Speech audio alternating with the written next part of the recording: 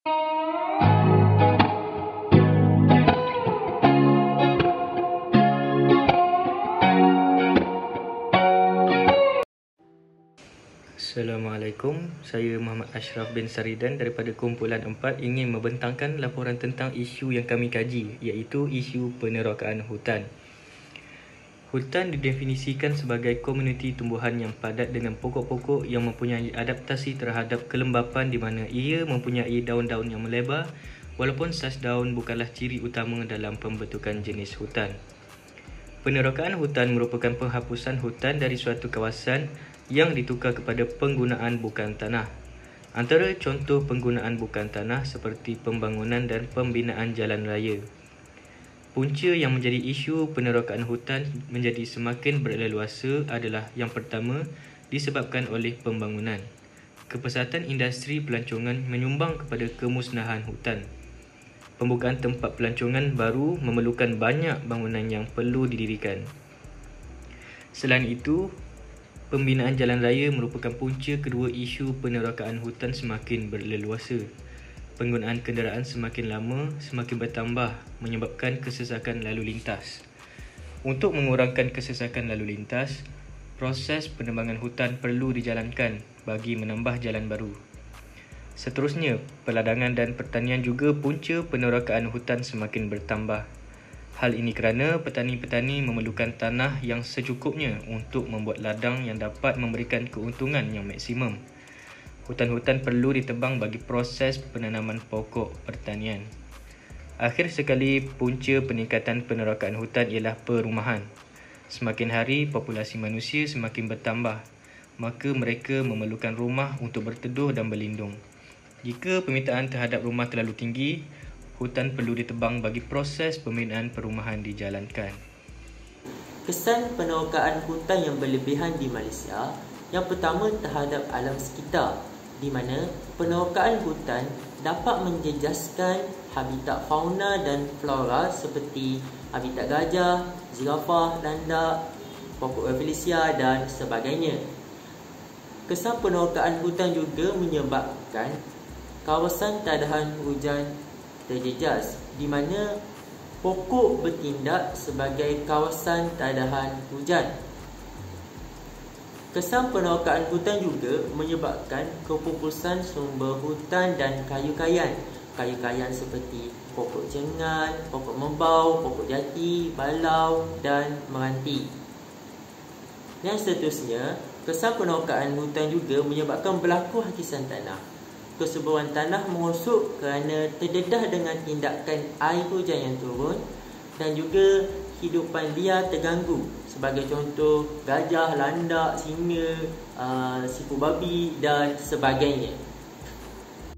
Kesan penerokaan hutan yang berlebihan di Malaysia yang selanjutnya terhadap masyarakat, di mana banjir memusnahkan harta awam masyarakat seperti kereta, motosikal, basikal dan sebagainya. Yang kedua, peningkatan suhu kerana pengurangan sumber oksigen, di mana pokok bertindak berfungsi menghasilkan oksigen kepada manusia. Yang ketiga, pencemaran air menyebabkan sumber air domestik terjejas. Yang keempat, menjejaskan ekopelacongan disebabkan keindahan alam semula jadi terjejas. Yang terakhir, sumber ekonomi masyarakat terjejas kerana hasil hutan semakin pupus. Terdapat pelbagai langkah untuk mengatasi penerokaan hutan yang berlebihan di Malaysia. Terdapat 3 langkah, iaitu melalui individu, masyarakat dan kerajaan. Untuk individu, yang pertama melibatkan diri dalam program pembangunan lestari. Kesannya, ia akan memberi lebih lagi pengetahuan dan kesedaran terhadap alam sekitar. Yang kedua ialah membuat aduan tentang penerokaan hutan yang tidak terkawal. Individu yang melihat kejadian yang tidak diingini seperti pembakaran hutan, pembalakan haram mestilah membuat aduan kepada pihak tertentu.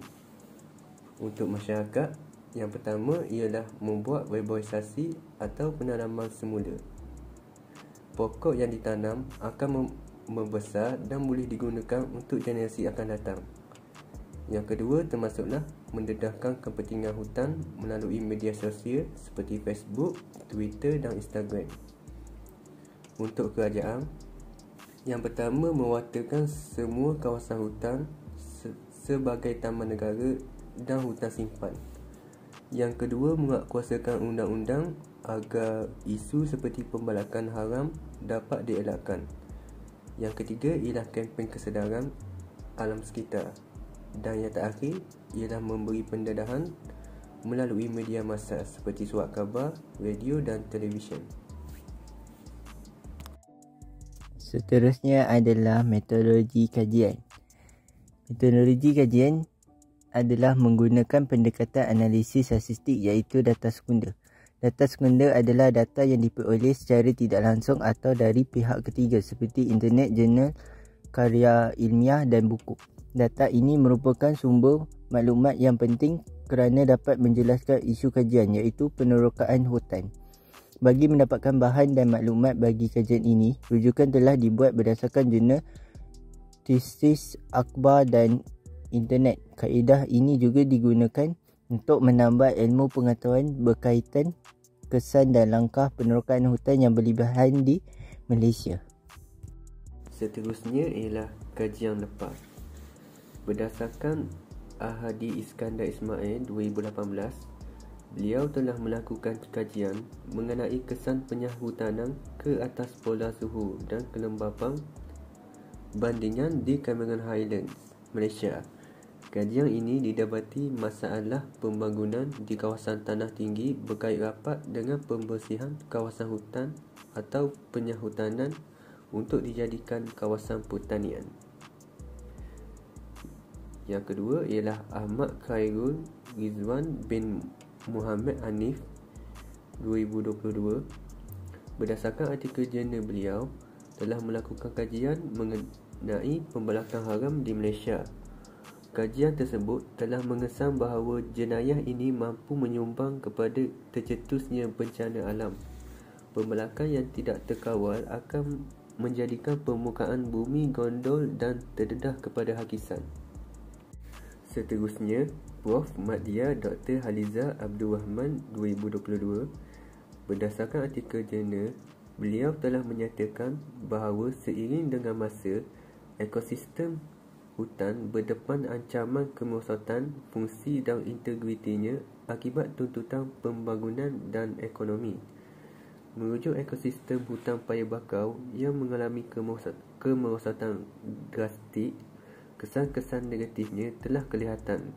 Antaranya, kemerosotan hasil tangkapan nelayan merangkumi ikan, ketam dan kerang yang sebahagiannya berpunca daripada kehilangan kawasan hutan paya bakau yang menjadi tempat pembiakan hidupan laut.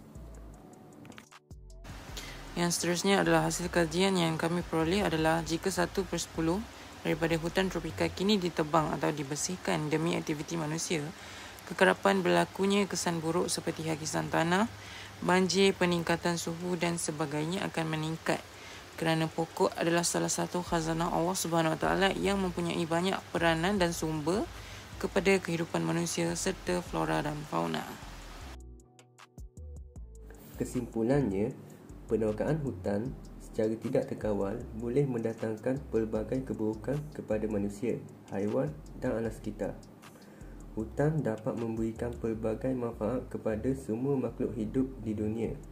Oleh itu, langkah pemeliharaan dan pemeliharaan hutan perlulah ditekankan seperti pembangunan lestari, iaitu pembangunan yang dapat memenuhi keperluan pada masa sekarang tanpa menjejaskan keperluan generasi akan datang. Sesungguhnya, hutan adalah anugerah Tuhan kepada manusia dan ia mesti dijaga dengan sebaik mungkin.